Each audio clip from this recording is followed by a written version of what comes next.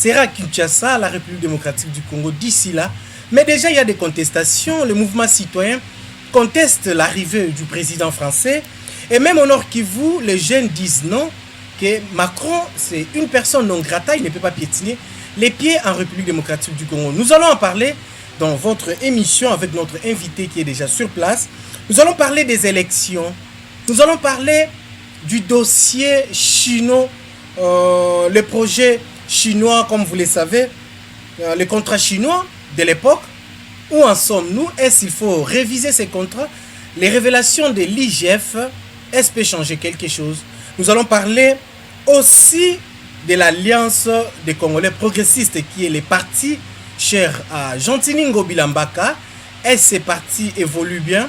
Parce que nous avons un invité qui est son cadre, le cadre du parti ACP. Il s'agit bien de messieurs Lushiku Gelor.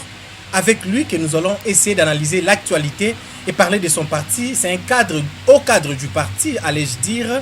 Et puis analyste politique. Je m'en vais pour lui dire déjà bienvenue, monsieur Lushiku. Merci, monsieur Joyce, pour l'invitation. Je crois que ça, c'est la deuxième fois. Merci. L'autre fois, vous étiez ici comme expert. Oui. Et puis, vous êtes écrivain aussi. Oui. Ça, c'est très bien. Mais nous allons parler politique aujourd'hui, en commençant par l'arrivée d'Emmanuel Macron, le président français. Je l'ai suivi, il a dit il faut respecter les territoires congolais. Il n'est pas question que la guerre continue dans ces pays. Il faut essayer d'arranger les choses dans l'est de la RDC. Mais à Kinshasa, il y a déjà des boycotts. Les jeunes disent non, des mouvements citoyens. D'abord, comment vous voyez l'arrivée de M. Macron à Kinshasa?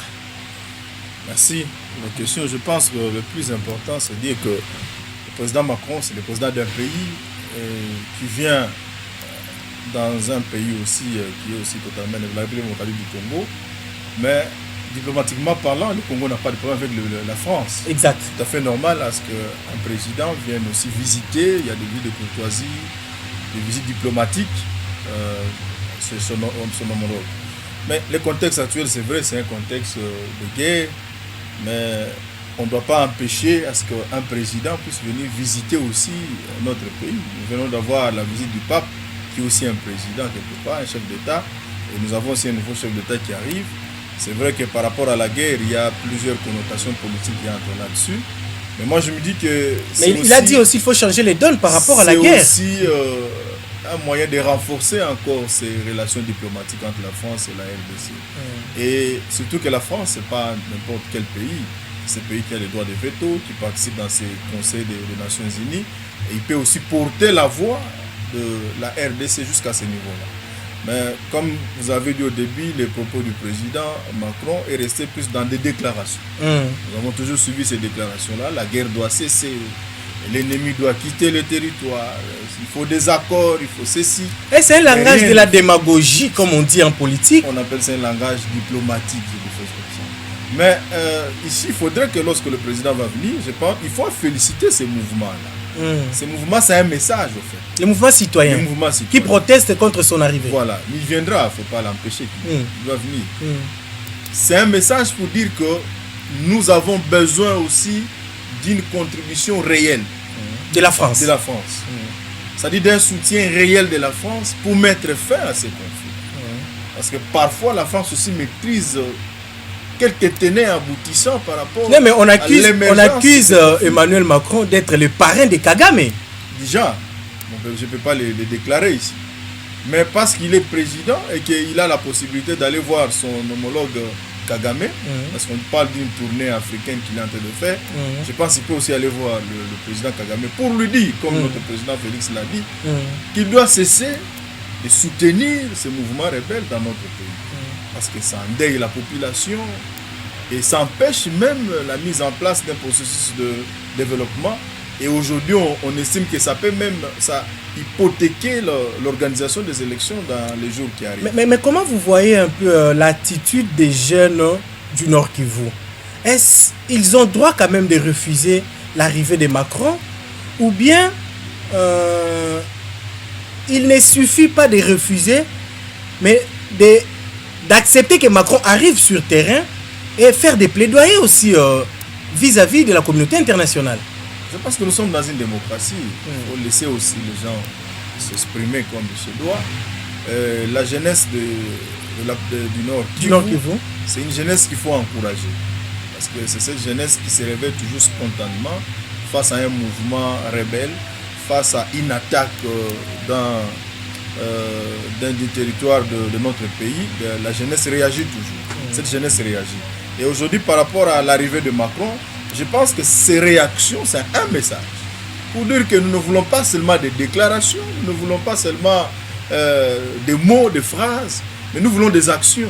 Nous voulons des actions. Et que le Congo, qui s'est lancé dans cette option défensive, elle doit être soutenue aussi militairement, elle doit être soutenue diplomatiquement, mais elle doit être aussi soutenue à tous les niveaux, dans les grands concerts des nations, pour dire que voilà, il faut soutenir la position du Congo, afin que cette guerre qui nous est pratiquement imposée par le Rwanda puisse cesser, parce que c'est anormal.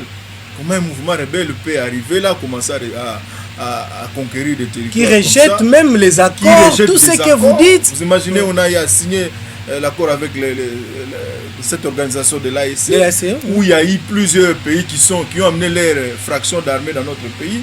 On a créé même cette zone tampon. Mais malgré cette bonne foi, les rebelles se comportent toujours en terroristes dans un pays légitime, démocrate. C'est inacceptable. C'est pour cela qu'il faut féliciter l'option militaire qu'a pris... cette fois, ça sera avec SADC. Hein? Oui, c'est ça. C'est-à-dire il faut prendre toutes les options militaires possibles.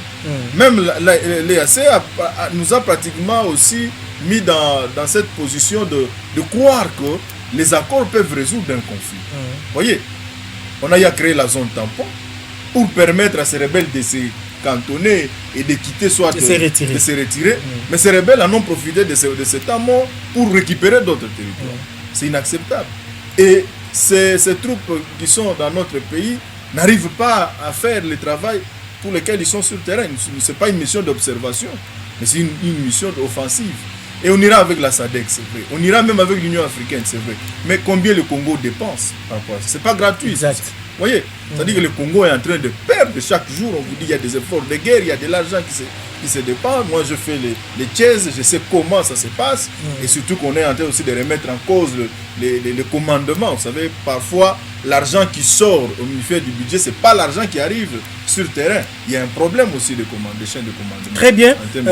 Dernière question avant de prendre notre sujet. Est-ce aujourd'hui la voix d'Emmanuel Macron, une fois sur place à Kinshasa, va aussi influencer la communauté internationale pour cette fois-ci qu'on dise non à la guerre dans l'Est et que Kagame aussi arrête de collaborer directement avec les rebelles pour qu'il y ait fin dans cette partie? Je pense que c'est ça l'option même. Et notre président est déterminé par rapport à ça. C'est ça l'avantage. Aujourd'hui, on a un président qui n'accepte pas les compromissions, qui n'accepte pas des arrangements particuliers, qui est dans une option où on doit respecter d'abord le territoire. Vous voyez cet avantage. Et par rapport à ça, nous pensons que quand il sera tête à tête avec son homologue, il va lui dire ça. Et on attendra la conférence de presse où vous verrez seulement Macron vous dire voilà, on demande le cessez-le-feu, on demande que les mouvements, les rebelles se retirent. On dit ce sera tout ce discours-là. Mais on veut des actions. Des actions sur le terrain. C'est tout ce que... voilà. Très bien. Au cadre de l'ACP, parti cher à Gentini Ngobila. Aujourd'hui, Ngobila a des sérieux problèmes dans la ville de Kinshasa. Il est gouverneur, président d'un grand parti. On voit vos actions sur le terrain. Mais certains communicateurs, là je suis clair, du pouvoir, pensent que Ngobila aujourd'hui travaille contre la vision du chef de l'État. Comment vous devez réagir peut-être directement avant de continuer de parler de vous dans ce que les communicateurs là du pouvoir pensent? Ngobila travaille contre la vision du chef de l'État. Par rapport à ses actions. Hein? Ici, maintenant, il faut entrer dans une autre dimension, c'est-à-dire de la décentralisation. C'est vrai, je dois faire vraiment cette différence entre membre d'un parti politique et analyste politique. Voilà, comme analyste, voilà. C'est une question directe. Voilà. Le gouverneur, qui est pratiquement le représentant du président dans une province, a des prérogatives. Il a un gouvernement provincial. Il a un parlement, c'est-à-dire l'Assemblée provinciale qui est là. Il a un projet qu'il avait présenté devant ses députés provinciaux avant d'être élu. Il y avait le premier projet, celui de Kinbopeto. Il y a maintenant... qui semblerait échouer, hein, selon beaucoup de gens. On va en parler. Et il y a maintenant actuellement le programme de coup de poing qui intègre aussi la dimension d'assainissement et de modernisation de la ville de Kinshasa. Qui lui crée des problèmes avec des Quinois. Je pense que ce qu'il faut dire, c'est que l'opération coup de poing n'est pas... C'est pas une opération qui vient de commencer. Ça a existé avec les anciens gouverneurs. Il y a eu de ces gouverneurs qui ont eu à casser ainsi de suite. Et je le dis ici que pour avoir l'omelette, il faut casser les œufs. Vous voyez? Alors, il y a nécessité aujourd'hui de pouvoir agrandir les routes. Il y a nécessité aujourd'hui de pouvoir mettre en place des projets de désenclavement de la ville. Vous voyez? Parce que cette ville a été conçue pour au moins 700 000 habitants. Aujourd'hui, nous sommes à 12 millions. Il y a ces problèmes de désenclavement, il y a la surpopulation, mais par cela, il y a aussi de ce qui s'est passé par des constructions anarchiques. Parce qu'il n'y a pas eu un plan directeur d'aménagement de l'existence de la ville. Mais par cela, on peut toujours arranger. Mais ici, il faut dire que l'État, en tant que puissance publique, jouit de certains privilèges. Entre autres, l'expropriation pour cause d'utilité publique. Ça veut dire que si l'État estime que cet espace est nécessaire pour soit désenclaver son territoire ou bien son espace, l'État peut réquisitionner cette place, exproprier cette place. Mais l'expropriation se fait aussi en termes de droits et des obligations. Ça veut dire que la personne qui a été expropriée mérite aussi certains droits que l'État doit payer. Parce qu'on exproprie, on ne se réveille pas un bon matin pour casser ainsi de suite. Mais ce qu'il faut dire, le contexte sinon, c'est celui-ci.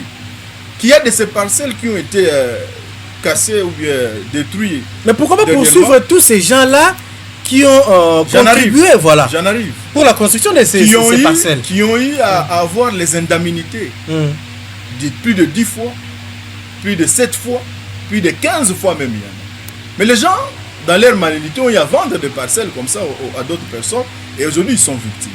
C'est vrai, on comprend qu'il y a la situation, la donne sociale qui peut se créer. C'est vrai qu'on comprend qu'il y a des immeubles qui sont tombés, mais il y a nécessité de moderniser cette ville. Je vis, il y a une place où il y a une école qui est construite au-dessus d'un canal. L'eau ne passe plus.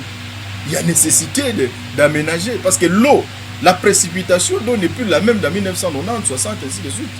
Aujourd'hui, la précipitation a changé.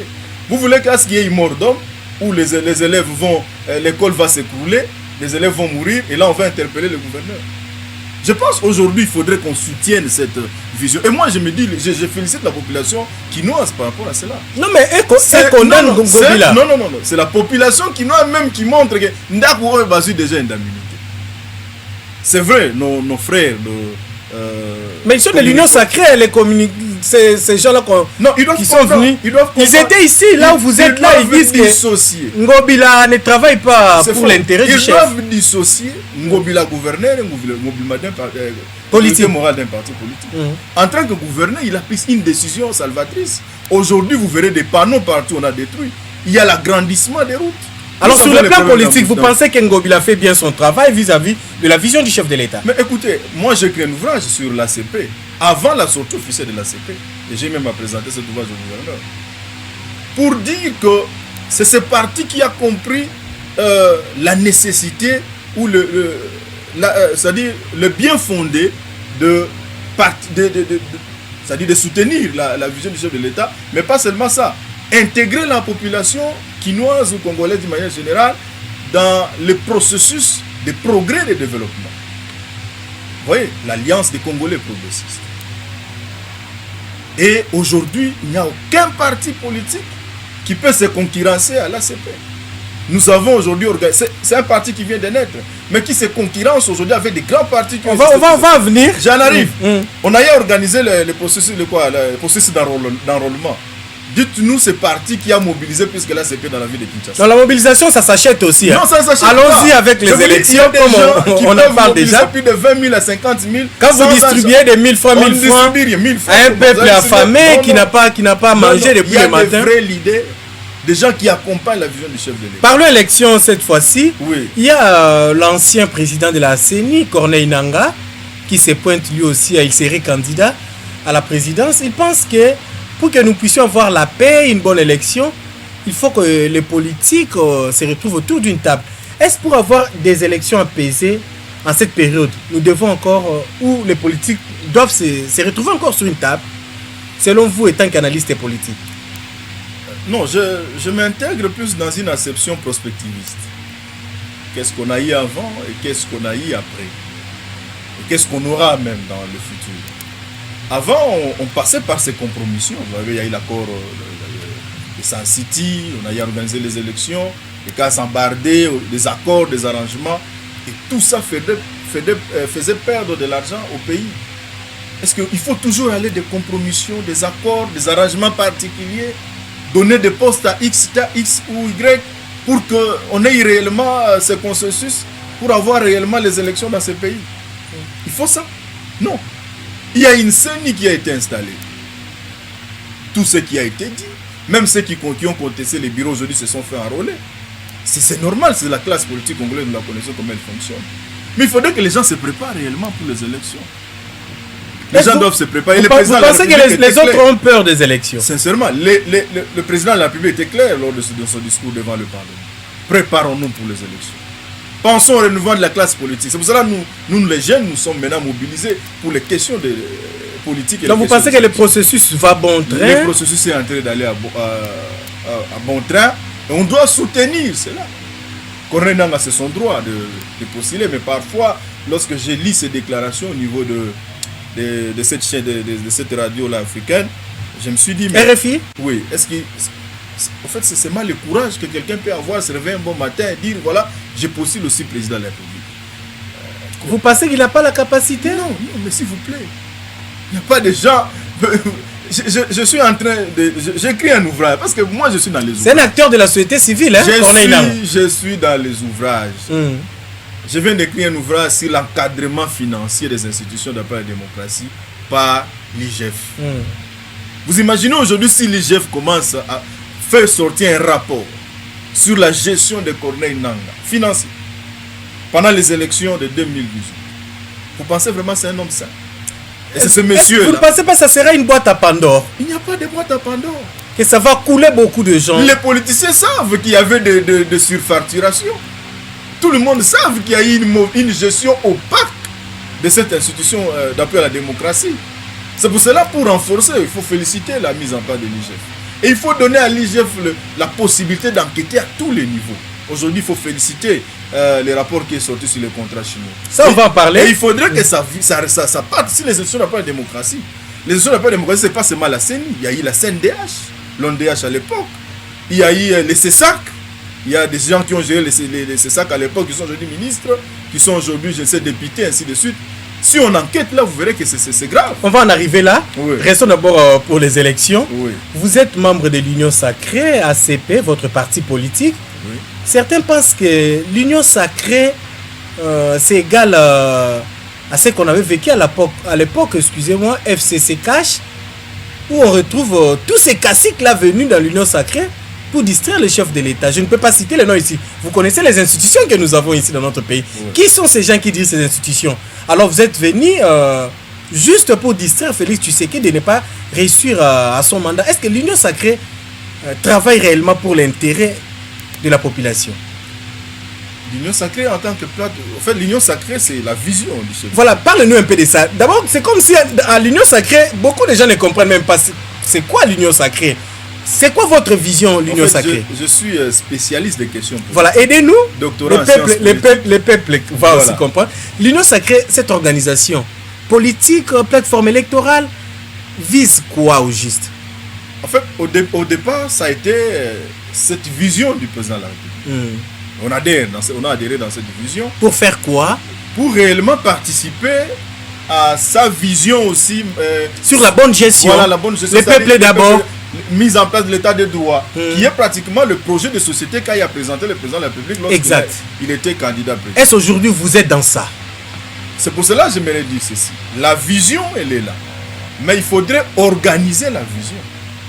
Organiser la vision. Nous ne savons pas qui est le coordonnateur de l'Union Sacrée. Jusqu'à ce jour, vous ne savez pas. Je vous ai dit, je réponds en tant qu'analyste politique. Voilà, vas-y. Doctorat en sciences politiques. Vas-y. Ça veut dire qu'aujourd'hui, on doit prendre la vision du chef de l'État, essayer d'organiser cela. Organiser la vision du chef de l'État, ça veut dire programmer cette vision, répartir la vision et la rendre réellement une politique publique. Est-ce ces caciques qui sont là déjà, quand vous regardez, vous pensez que ces gens-là ont ces mêmes soucis-là? Je pense aujourd'hui c'est ça la vraie problématique. Et ça créera à la longue la fragilité même de l'union sacrée. Parce qu'à un certain moment, lorsque ça sera maintenant la création de regroupements politiques, vous verrez maintenant chacun va chercher à poursuivre son intérêt. Attirer les draps de son côté. On doit le dire. Il faudrait qu'aujourd'hui on mette en place une équipe qui doit réellement s'occuper de chaque activité programmée. Sur le plan infrastructurel, qu'est-ce qui est fait par rapport à la vision du chef de l'État? Exact. Sur le plan social, qu'est-ce qui est fait par rapport à la vision du chef de l'État?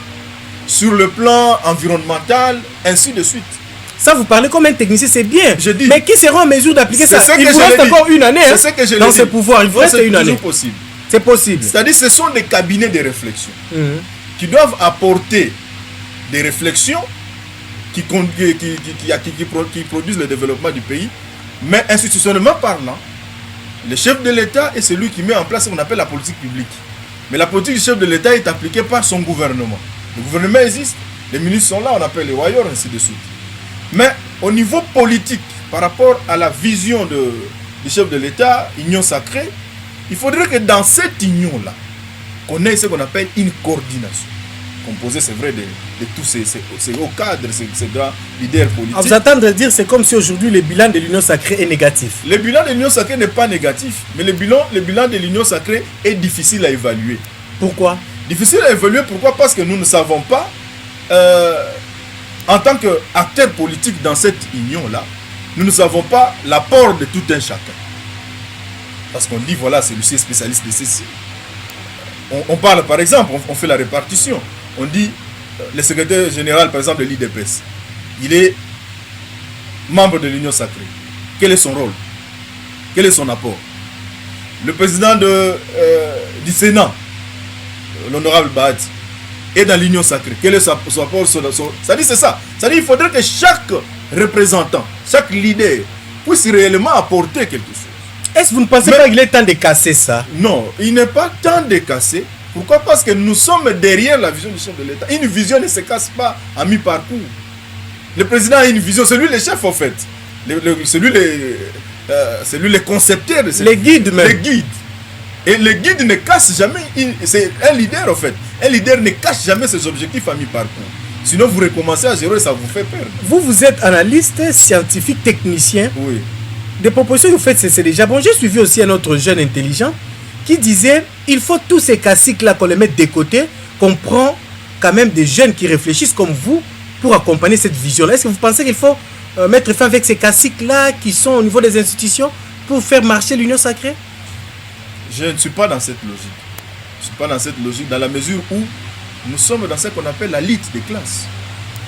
La lutte des classes, ça veut dire que ceux qui ont l'expérience et l'expertise politique n'accepteront jamais que les nouveaux puissent les remplacer. On parle maintenant du renouvellement de la classe politique. Le renouvellement de la classe politique, c'est un processus. C'est pas que je me réveille un bon matin, je dis voilà, il faut aller l'ongolaye, non, c'est un processus. Et le chef de l'État, c'est ça maintenant. Ça passera par les élections.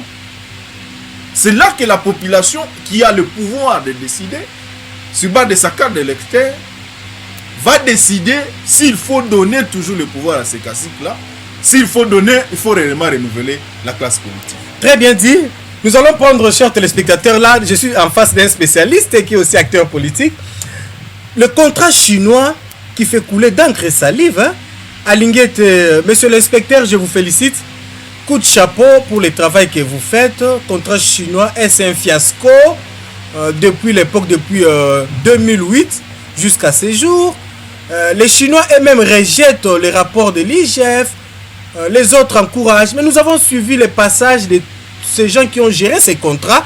C'était malheureux. Moi-même, quand j'ai suivi leur intervention, ils ne savaient pas quoi dire par rapport aux chiffres exacts de ce que les Chinois ont dépensé et comment ils se sont servis avec ces montants-là. Des millions, des milliards de dollars. Vous êtes analyste politique. Quand vous avez suivi ces contrats chinois, les rapports de l'IGF, qu'est-ce que vous vous êtes dit? Quelle analyse vous faites par rapport à ces rapports-là de l'IGF? Toujours un ouvrage. Ah, vous avez encore un ouvrage sur ça? L'applicabilité du contrat de partenariat public dans le programme des 145 territoires. Exact. C'est pour éviter à ce qu'en 2029, un autre IGF publie un rapport du genre. Oh. Ça veut dire que le contrat chinois-congolais, c'est un contrat de partenariat public-privé. Ça veut dire que l'État a signé des contrats avec des entreprises privées chinoises pour faire ou réaliser certains ouvrages ou certains travaux au niveau de la République. C'est qu'on a mis ce programme de 5 chantiers, ainsi de suite. Mais le vrai problème, c'est au niveau des pourcentages, la répartition. Parce que dans ces contrats de partenariat public-privé, il y a des droits et des obligations. Et si l'une des parties n'arrive pas à respecter ces obligations, automatiquement, on peut rompre le contrat. On parle de 32%, 68%, 30%, 70%, on ne sait plus. Mais le Congo qui n'avait pas de moyens a estimé qu'il fallait faire la compensation avec les matières premières. En évaluant aujourd'hui, vous verrez que les Chinois ont plus gagné que le Congo. Par rapport à ce qui a été prévu dans les cahiers des charges, la réalisation n'est même pas à 50%. Pourquoi? Parce que les personnalités à qui on a confié la responsabilité n'ont pas fait leur travail. J'ai suivi dernièrement le coordonnateur des travaux. Sincèrement, ça m'a fait mal. Moi, en tant que spécialiste des questions de projet, ça m'a fait mal. Je venais d'écrire un ouvrage, parce que l'ouvrage, en parlant de l'atelier ZOP, j'ai essayé de montrer comment concevoir, mais comment aussi gérer un projet. Parce que vous pouvez bien concevoir un projet, mais si vous le gérez mal, ça c'est que même si vous avez les moyens, vous n'arriverez pas à... Donc le contrat chinois a été très mal géré. Le coordonnateur du projet, il est le premier responsable. Là, vous parlez de M. Moïse Kang. Voilà. Comment se fait-il, vous, en tant que coordonnateur du projet, vous ne savez pas la hauteur de l'exécution du grand projet comme celui-là? Et ce n'est pas un projet pour une province, ce n'est pas un projet pour une famille ou bien un quartier, mais c'est un projet de la République. Et on parle de développement durable, ça veut dire que c'est profitable pour les générations futures. Et vous, au temps là, on vous a donné pour gérer ce projet, vous étiez incapable. Le projet va aller jusqu'en 2025. Mais aujourd'hui, évaluer l'exécution de ce projet, c'est inacceptable. C'est de la mauvaise foi. C'est pour cela la sanction doit continuer. Il faut un procès équitable pour ça. Un procès public. Il faut des sanctions. Vous verrez, il y a des constructions de routes qui se sont faites. 6 mois après, la route se dégrade. Le coordonnateur de ce projet, la construction de cette route, et là, il se promène calmement. Aujourd'hui, on construit des routes sous forme de béton, mais de ceci, ainsi de suite. C'est acceptable. Mais il ne faudrait pas qu'après 5-6 mois, avec le prix de l'hiver, ainsi de suite, cette route commence à se dégrader. Moi, j'ai été éclairé par rapport au montant qui sortait pour la construction de ces routes-là. On parlait de 5 millions, de 200 millions. Par kilomètre. Mais vous regardez ce qui est fait sur le terrain par rapport à l'argent. Même qui est fait actuellement. Ça ne correspondait même pas. Grave. C'est pas c'était quelle route qu'on devait construire. Le long de la route, on nous a conçu des immeubles ou quoi. Nous sommes tous, on veut à Kinshasa. On va en province, il n'y a rien. Évaluer ça, c'est grave. Et lorsque l'IGF, qui a félicité et a publié ses rapports, je pense que le procureur s'est saisi de cette situation. Il ne faudrait pas que cette situation reste impunie. Parce qu'il y a un nouveau projet qui arrive. Est-ce qu'il n'y aura pas des arrangements entre eux? Non. Quel arrangement? Il faudrait que la justice établisse chacune de ses responsabilités. C'est ça l'état des droits. C'est ça l'état des droits. Parce que les gens pensent que l'état des droits s'inscrit dans une acception de comptes à rendre, d'arrestation. On parle de l'acharnement. L'acharnement politique, ainsi de suite. Non, la justice, là, doit faire son travail. La justice, là, doit faire son travail. Parce qu'aujourd'hui, il y a le programme de 145 territoires qui arrive. Les personnalités à qui on va confier la gestion de ces projets, nous espérons que ce projet va réellement booster le développement dans les provinces. Je suis en train d'organiser des conférences dans chaque université supérieure pour parler de ces programmes. Mais qui sont censés gérer ces projets? On risquerait de tomber dans les mêmes pièges. avec les contrats on doit chinois. sensibiliser aussi la jeunesse sur la nécessité de ces projets. Parce qu'on comprend comme si les projets qui se fait, on ne comprend pas qu'est-ce qui se fait réellement. Qui coordonne le projet, c'est pas ça, c'est à quel niveau, ainsi de suite. Mais c'est vous les politiques, toujours vous les politiques. Non, c'est pour cela, nous, en tant que techniciens de questions de projet, on doit expliquer à la jeunesse comment ça doit se gérer, comment ça doit se concevoir, et quel est l'impact, quel est l'indicateur. Dire même au président de la République, parce que c'est lui le grand visionnaire. Moi, j'ai un ouvrage que j'ai écrit. Oui. Si on veut me soutenir dans cet ouvrage-là, nous sommes disponibles. Vous voyez? Mais nous avons estimé, avec le peu de moyens qu'on peut avoir, circuler dans les universités, essayer d'expliciter à la jeunesse le bien fondé de ce projet de 145 territoires. Voilà, c'est très bien dit. Cette fois-ci, nous allons parler maintenant de votre parti politique. Ouais. Vous êtes au cadre de l'Alliance des Congolais progressistes. Comment vous voyez la gestion aujourd'hui de notre gouvernement sur terrain, le gouvernement des Warriors, au sein de votre parti? Bon, au sein de notre parti, nous sommes dans cette alliance de l'Union Sacrée. Ah, parlons de, comme analyste, parce que bon, si je vous prends, si je vous prends comme cadre du parti, vous êtes membre de l'Union Sacrée, vous êtes ensemble. Okay. D'abord, dites-nous par rapport à, étant qu'analyste, sur la gestion de la République, le gouvernement des Warriors, est-ce arrive quand même à satisfaire les besoins généraux de la population? Je suivais mon ami, il est chargé de la communication d'un parti, c'est-à-dire le PPRD, mon ami Aristote, qui disait qu'il va produire un ouvrage sur les promesses du chef de l'État. Et je lui ai promis que je vais aussi, parce que nous sommes scientifiques, je vais aussi écrire un ouvrage sur les réalisations du président de la République. Parce que nous sommes scientifiques, vous savez, il ne faut pas venir là crier, voilà les promesses non réalisées, mais c'est quoi entre programme et politique publique? Je pense qu'il doit déjà comprendre cela. Nous aussi, en tant qu'écrivains, on va réagir par rapport à ce qu'il va écrire. Mais on doit évaluer quand même l'action de ce gouvernement pour dire qu'il y a eu des avancées. Il y a eu des avancées à quel niveau? La politique de mobilisation des recettes aujourd'hui est traçable. Nous avons aujourd'hui un budget qui arrive à 15 milliards. C'est vrai que les budgets ne sont que ce qu'on appelle des prévisions. Mais des prévisions, on va évaluer à la fin de l'année sur les dépenses et recettes s'il y a réellement égalité, ainsi de suite. Un budget en grande partie sont consommés par les institutions. Ça a toujours été alors pourquoi pas équilibrer? C'est pour ça qu'il faut chercher à équilibrer. Exact. Le président parlait des trains de vie des institutions. Il faut réduire les trains de vie des institutions. Et je pense le ministère du budget, qui est pratiquement l'organe technique en termes de mise en place de ce budget, doit réfléchir sur ça, voir comment essayer de réduire les trains de vie des institutions. Parce que si vous voyez, excusez, sur ces terrains-là, si vous voyez sur terrain, la population, le petit peuple, ne sentent pas vraiment cela. Nous sommes à la cité avec ces peuples-là. Ils nous disent, mais monsieur le journaliste, on nous parle aujourd'hui d'un budget de plus de 15 milliards. Mais sur terrain, nous ne sentons pas cela. Mais si vous regardez au niveau des institutions, ces gens-là continuent de mieux vivre encore plus qu'avant. C'est ça un peu les soucis de la population. Il faut qu'il y ait équilibre. Voilà. Ces contrastes vous êtes technicien aussi, analyste. Arriver à créer cette classe moyenne pour que réellement on puisse voir comment équilibrer les choses. Mais le Premier ministre ne sait pas tout ça. Non, le Premier ministre, je pense, en tant que coordonnateur du gouvernement, a des ministres où chacun a une part de responsabilité. On doit féliciter les ministres d'État de la fonction publique, le vice-premier ministre Jean-Pierre Liao. Oui. Je vous félicite aussi, monsieur le ministre, pour votre travail. Nous sommes fonctionnaires, nous savons de quoi il est en train de faire. Et c'est vrai que ce n'est pas facile, mais on est en train d'aller petit à petit.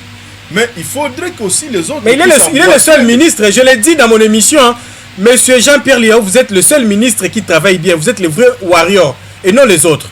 Allons-y. Et les autres doivent aussi comprendre, c'est-à-dire c'est une leçon qu'ils doivent comprendre qu'ils ont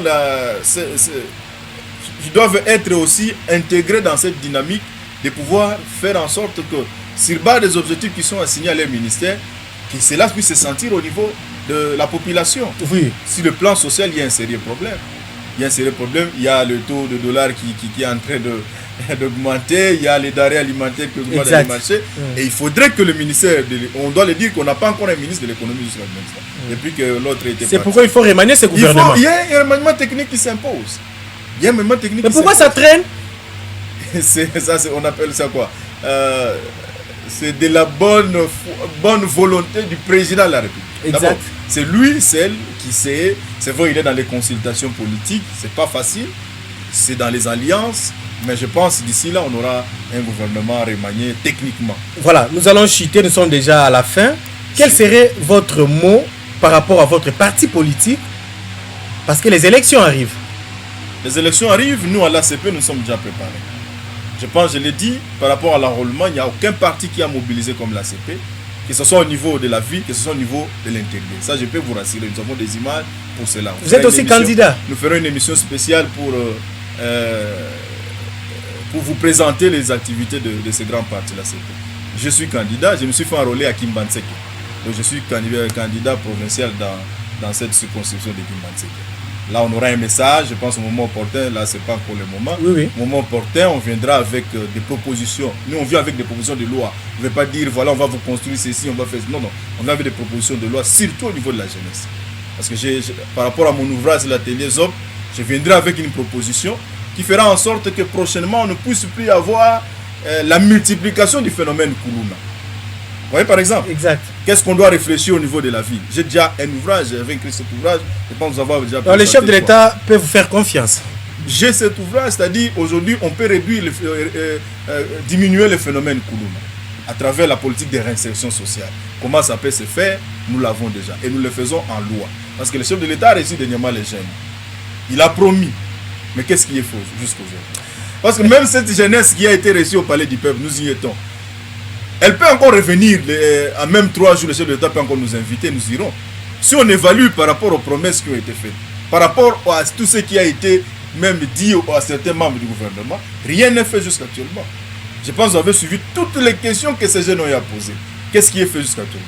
Rien. Merci beaucoup, Guelon Lushikou, analyste politique et puis au cadre de l'ACP, Alliance des Congolais Progressistes. Je crois que c'était un plaisir. Nous allons continuer encore pour un autre numéro spécial. Merci. Pour parler de tout ce que vous avez dit. Ouais, voilà, mesdames, messieurs, ça en est fini par ici. Nous vous disons merci. On est là pour vous et nous servons la République. Que Dieu bénisse les Congolais et la République démocratique du Congo.